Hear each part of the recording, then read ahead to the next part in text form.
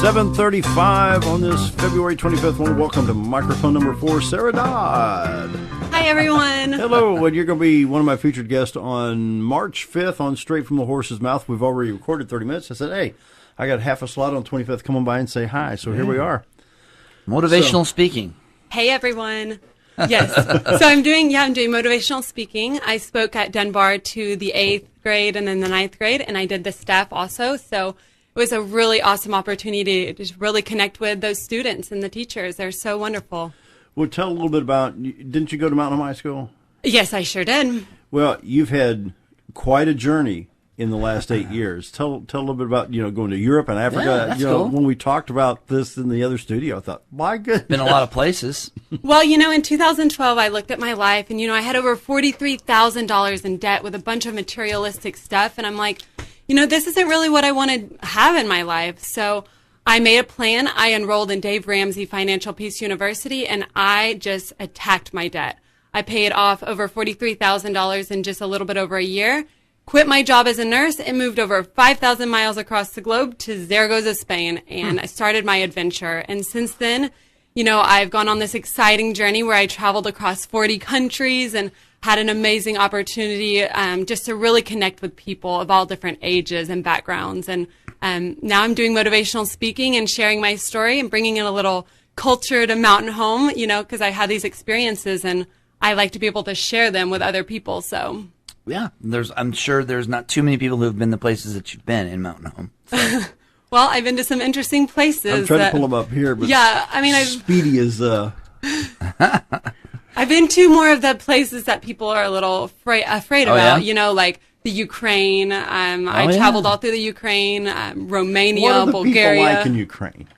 The people in Ukraine are so amazing. Like, I think I say in March 5th in that thing that my interview that I did it by couch surfing. Yeah. So couch surfing is a website where you can find local people in each place that you go to.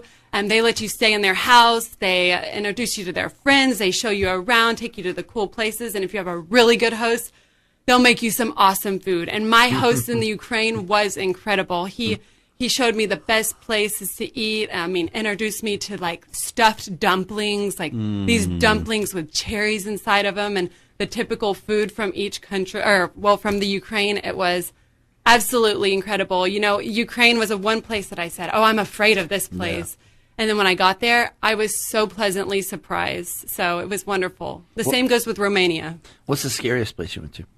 The scariest place I've been to was probably, I would say, some places in Morocco, Africa. There were some places that I was like, okay, there was just not a lot of people that spoke English. And, so I just found myself in a situation where I'm like, well, maybe I should move on. Maybe I should go to a bigger city, because once you start moving into these smaller villages, there's not a lot of people that speak English. So you're like, well, maybe I should go to like a big city like Marrakesh or, Casablanca. Yeah. And maybe there's some people that speak English. So that would be what made you feel the most uncomfortable, just not having any English being spoken. Lack of communication. Yeah. It was very common. In most places that I went to, like in Eastern Europe and especially in Morocco, Africa, there was not a lot of people that, spoke English. But I kind of make the joke that I am like a professional pointer, because I just, the way I communicated in my whole trip was, well, not the whole trip, but in those kind of places was pointing and smiling and waving. And, you can really communicate a lot non-verbally. So. Yeah, yeah, definitely. True. You don't think about it, but I've only been to a couple of places where they don't speak much English, and I was uncomfortable. I have to tell you, I was uncomfortable. I was like, what are these people thinking about me? And, am I about to get robbed? It's those things that go through your head. Yeah, and I look kind of foreign. And when I travel to places like, the northern, like Finland and Denmark and places like that, I look like them. In Germany, I look more like them. I have the light hair and everything. Right. And people always talk to me in the language there in those countries. But when I start moving to like Eastern Europe or even Spain, when I was living there, or Morocco, I stick out completely because of my hair, because of everything. Right. When we were talking on the recording for the March 5th show, you said something about cultural education.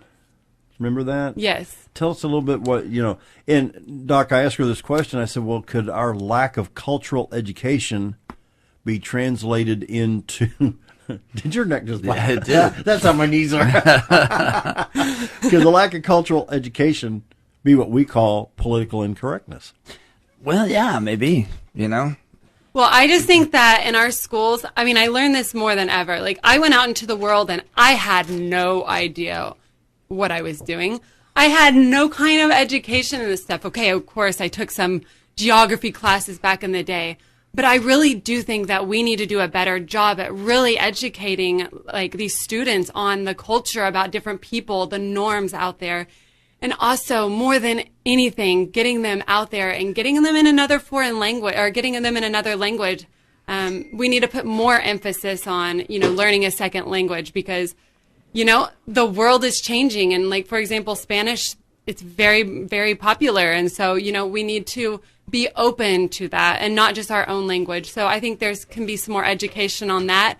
And also just, learning about these different people, because especially if you want to go into business, we have to know the norms out in the world if we're going to be better business leaders, Well, the world, just because of technology, the world's gotten smaller. It's just because, it used to be, when I was growing up, you never heard about stuff going on in other countries like we do now.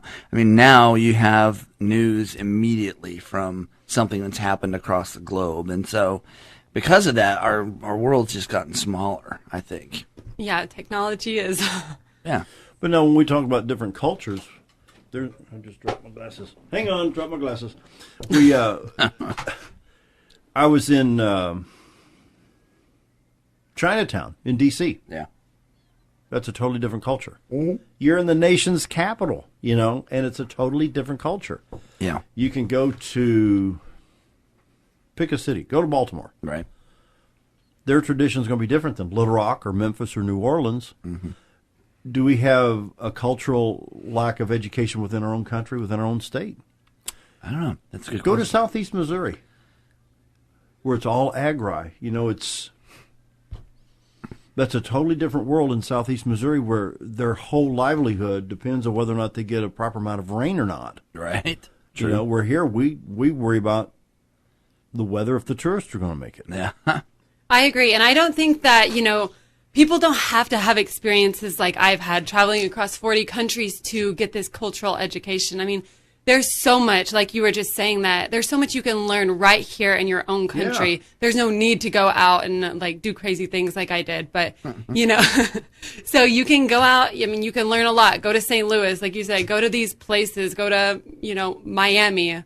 You'll get a lot there. That's a different culture there. Yeah, sure. there's completely. So, it's all around us. We just have to be open and, What did you learn most about yourself? You had a fear, you challenged that fear, you overcame it, and on top of that, you paid off a lot of debt that some people in my age group still have.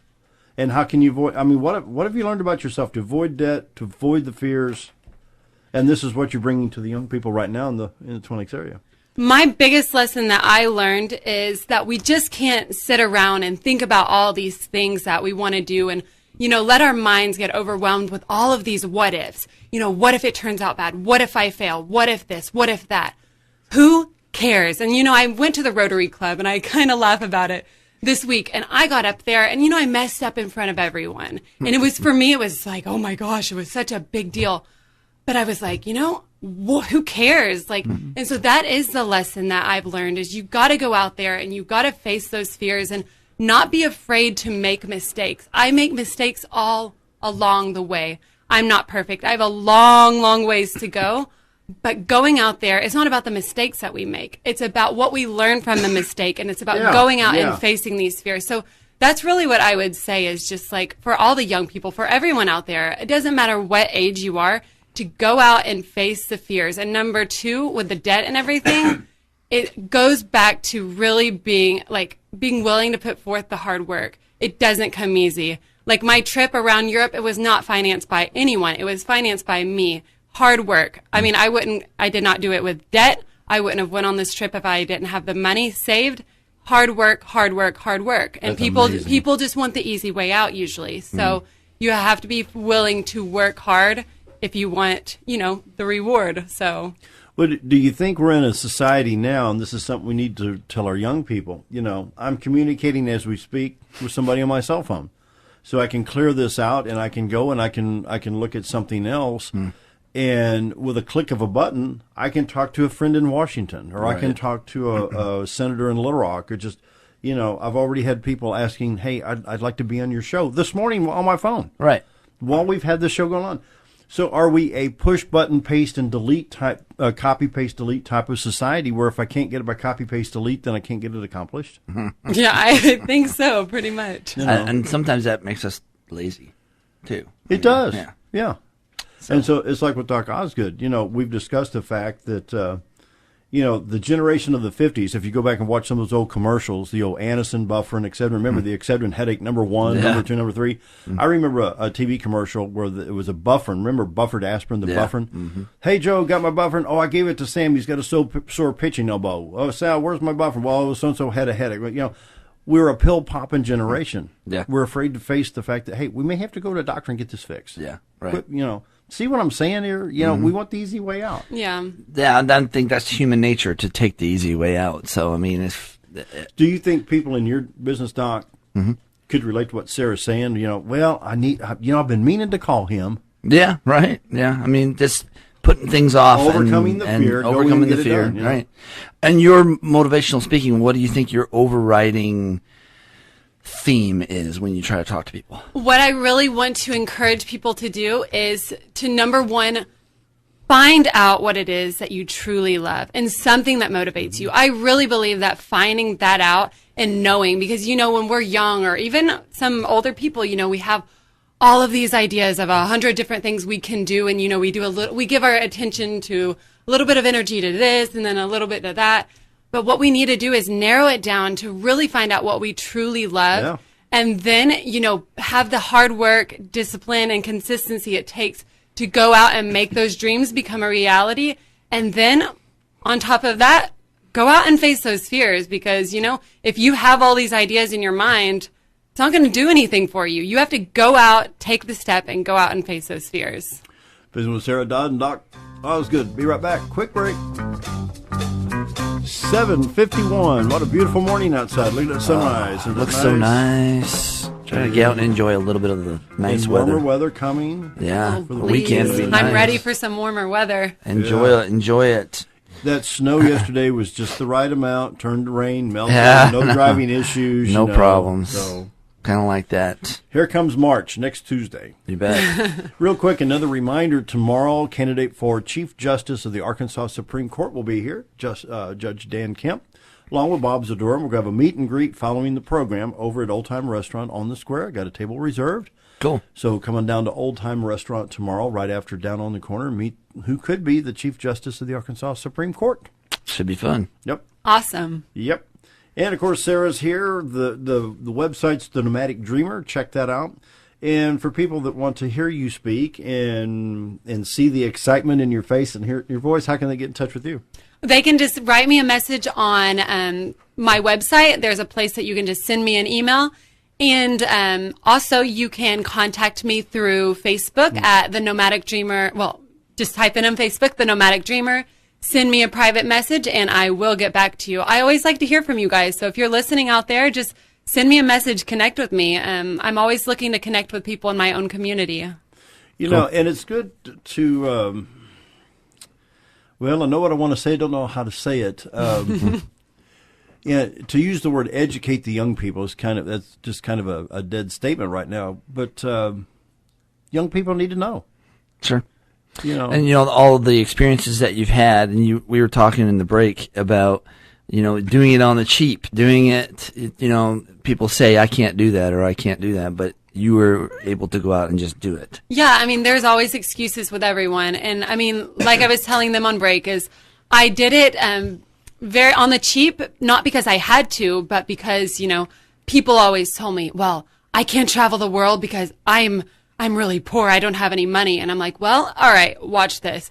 I'm going to go out there and I'm going to do it on the cheap. And I'm going to prove that you can travel the world on the cheap, but that doesn't, I mean, you're not going to have the luxuries sometimes, but you know, you really can. I mean, people are going to think of all of the excuses, and I hear them all day long.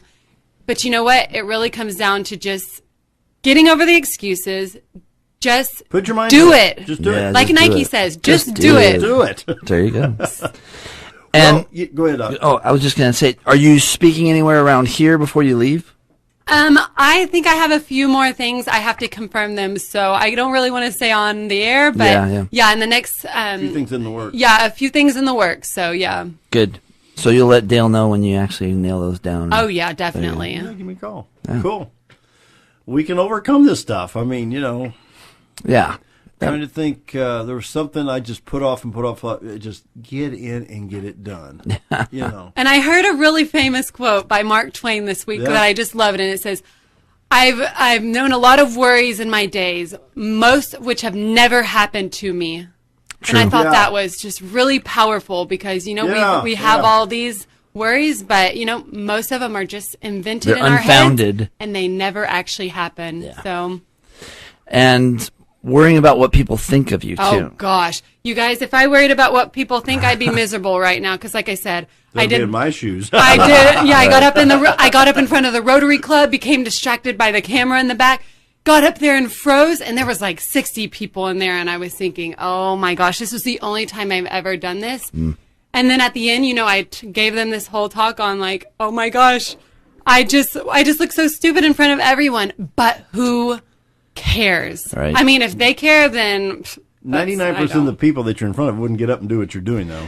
And what I find is that most people are thinking about themselves more than they are other people. That's right. That's exactly right. And so people really don't care as much as you think. And when you just realize that people are just people, and if you mess up in front of them, if I mess up on the air, all of you guys, I'm people just like you. I'm not any better than you guys. And so, you know, that's just how it is. There you go. That wraps it up. Been visiting with Sara Dodd and Dr. Charles Osgood. Doc, your number real quick. 425-4424. Don't just live with pain. Come get it fixed. You betcha. And candidate for Supreme Court, Chief Justice Supreme Court Dan Kemp here tomorrow along with Bob Zadora. See you tomorrow. Have a great day, everybody.